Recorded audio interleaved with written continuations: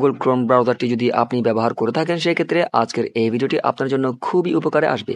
Chrome ব্রাউজারে একটি setting ইন্টারসিভ add. তো এই সেটিং এর কাজ কি, কেন আপনি এই সেটিং এনাবল রাখবেন বা কেন ডিসেবল রাখবেন এবং কোথায় গেলে আপনি এই সেটিংটি পাবেন, বিস্তারিত জানতে পারবেন আজকের ছোট্ট এই ভিডিওতে। তার জন্য সম্পূর্ণ ভিডিওটি আপনাকে কন্টিনিউ করতে হবে আর চ্যানেলটি সাবস্ক্রাইব করে বেল আইকন অল করে দিবেন প্রতিনিয়ত এই ধরনের social media tips and tricks এবং নতুন নতুন আপডেট সবার আগে পাওয়ার জন্য।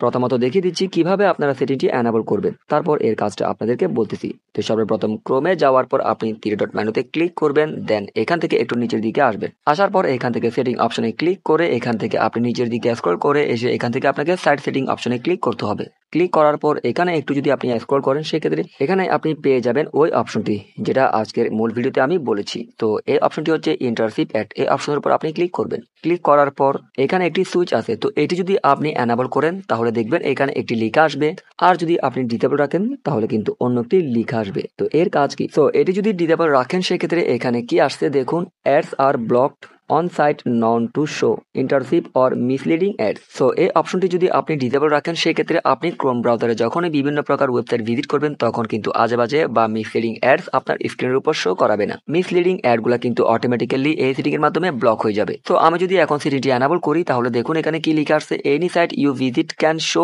Any ad to you. তো এই সেটিং অন করার ফলে আপনি যখনই ক্রোম ব্রাউজারে কোনো না কোনো ওয়েবসাইট ভিজিট করবেন তখন আপনাকে যে কোনো ধরনের অ্যাড কিন্তু শো করাবে, এতে কোনো বাধা দিবে না। তো অনেকে কিন্তু না বুঝে সেটিংটি এনাবল রাখেন। তো এক্ষেত্রে কিন্তু আপনাদেরকে বলবো আপনারা ডিসেবলই রাখবেন যদি আপনি মিসলিডিং অ্যাড বা খারাপ কোনো অ্যাড না চান। I think understand. সো ভিডিওটি যদি হেল্পফুল মনে হয় তাহলে প্লিজ ভিডিওতে একটি লাইক দিয়ে উৎসাহ দিবেন। ধন্যবাদ সবাইকে।